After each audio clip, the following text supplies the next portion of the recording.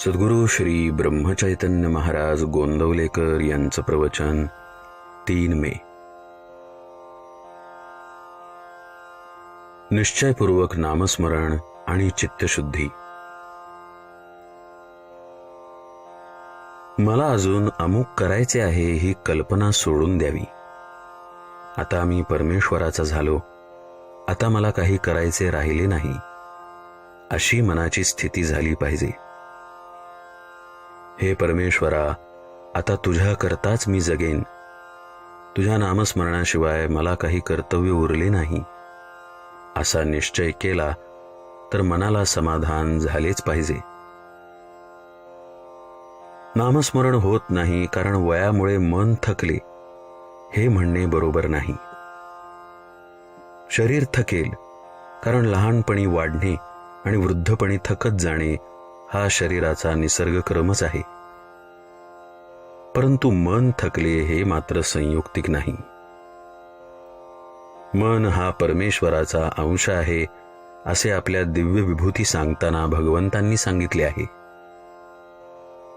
मनाची अत्यंत क्षीणतेची अवस्था म्हणजे मृत्यूसमयीची. परंतु त्या समयीही माझे स्मरण ठेवावे असे भगवंतांनी सांगितले असताना त्यापूर्वी केव्हाही मन थकले आणि स्मरण करू शकत नाही असे होणे शक्य नाही. पूर्वी 6-6 तास बसून जप केलेला असेल तितका आता होत नसेल, तितके बसवणार नाही. मध्ये मध्ये झोप लागत असेल हे मान्य आहे, पण स्मरण राहू शकत नाही असे नाही होणार. मन थकले ही खरी अडचण नसून मनाचा इतर व्याप फार आहे हे खरे कारण आहे.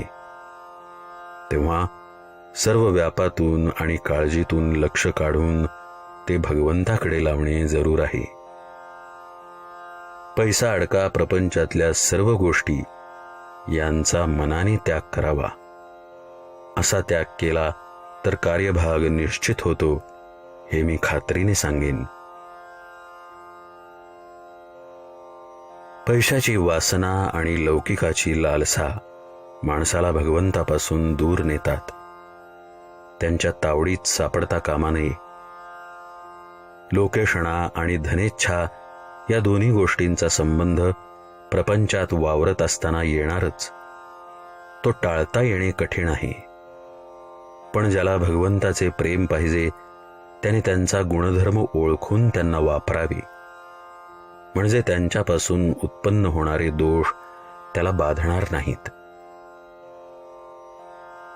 धर्माचरण, भगवत भक्ती, नामस्मरण आणि सत्संग हे चित्तशुद्धीचे उपाय होत.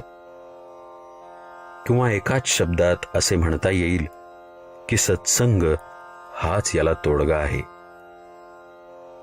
चित्तशुद्धीचे लक्षण हे की आपल्यासारखेच सर्व जग सुखी असावे ही भावना असणे. ही भावना वाढण्यासाठी सर्व जग सुखी असावे अशी प्रार्थना करण्याचा नेहमी परिपाठ ठेवावा, म्हणजे हळूहळू भगवत कृपेने साधेल. अभिमान हा मात्र चित्तशुद्धीत बिघाड करणारा आहे आणि तो केव्हा डोके वर काढील आणि घात करील याचा पत्ता लागणार नाही. पण भगवंताच्या स्मरणामध्ये अभिमानाचे मरण आहे. म्हणून आपण भगवंताचे स्मरण अखंड टिकवूया आणि आनंदाने राहूया. नामाशिवाय जगात दुसरे सत्य नाही अशी दृढ भावना करावी.